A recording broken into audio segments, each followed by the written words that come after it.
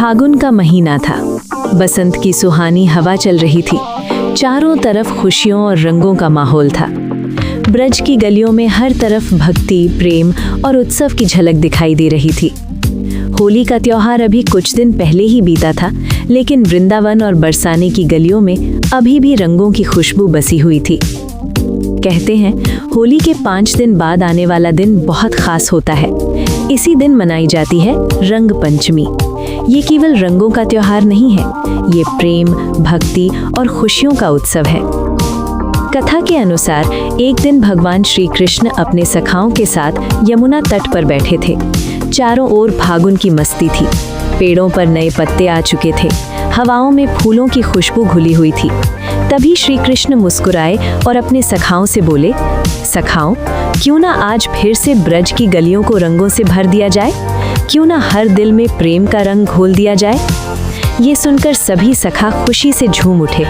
सबने रंग और गुलाल उठाया और चल पड़े बरसाने की ओर। उधर राधा रानी और उनकी सखियां भी इस लीला से अनजान नहीं थी। उन्हें पता था कि आज कान्हा जरूर कोई नई शरारत करने वाले हैं। जैसे ही श्री कृष्ण बरसाने पहुंचे, पूरा वातावरण हंसी और मस्ती से गूंज उठा। कभी श्री कृष्ण गुलाल उड़ाते, कभी सखियां पिचकारी से रंग बरसाती।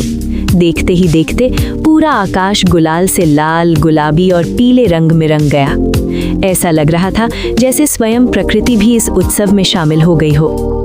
कहते हैं, उस दिन केवल ब्रजवासी ही नहीं, बल्कि देवता भी स्वर्ग से इस अद्भुत लीला को देखने पृथ्वी पर आ गए थे। चारों तरफ केवल एक ही रंग था, प्रेम का रंग, भक्ति का रंग और आनंद का रंग।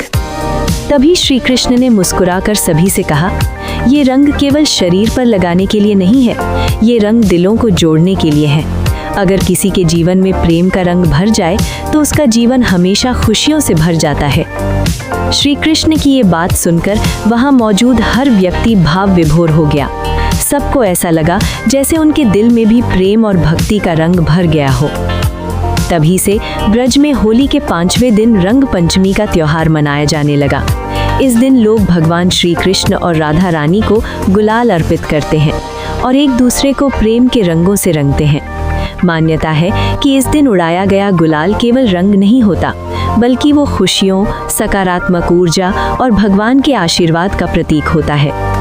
रंग पंचमी हमें एक सुंदर संदेश देती है कि जीवन में कितनी भी परेशानियां क्यों ना हो, अगर हमारे दिल में प्रेम है, भक्ति है और भगवान पर विश्वास है, तो हमारा जीवन भी रंगों की तरह सुंदर हो सकता है।